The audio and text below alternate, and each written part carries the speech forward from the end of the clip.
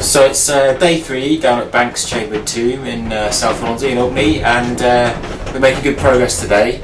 We've continued working in the west cell, where we've been trying to get to grips with some of the disturbed deposits, trying to remove those, and just trying to define and assess the human bone that we found on the top of the kind of silty layers. And it does look like there could be some original deposits around here, but it does look like it's been disturbed.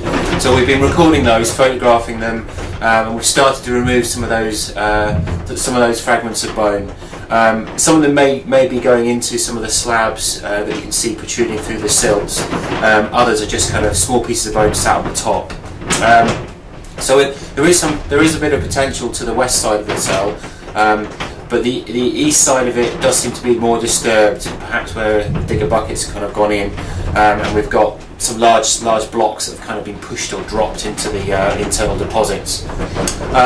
So we've started work today in the central chamber, which has been great. We've removed the top deposit from the section, and we've exposed this blocking deposit of slabs that's been used to kind of block the eastern part of the monument inside, to the left of the entrance passageway as you move into the monument. So this is kind of on the top of this layer of slabs. We then have more backfill, and they blocked this deposit, this area, to the point of sort of about the level of the cell lintels, the cell entrance lintels.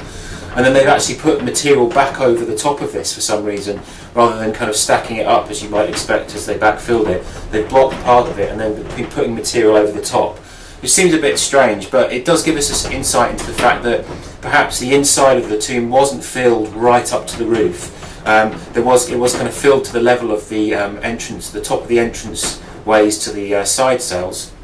And then it was kind of, there was a space above that you could get in and continue the backfilling process. So that's been interesting. So we're keeping a bit of a bulk in place to try and seal off the southern cells before we kind of get our protective gear on and start sort of trying to get in there and sampling for some of the DNA samples. So tomorrow we'll continue looking at these slabs, drawing those now and tomorrow morning.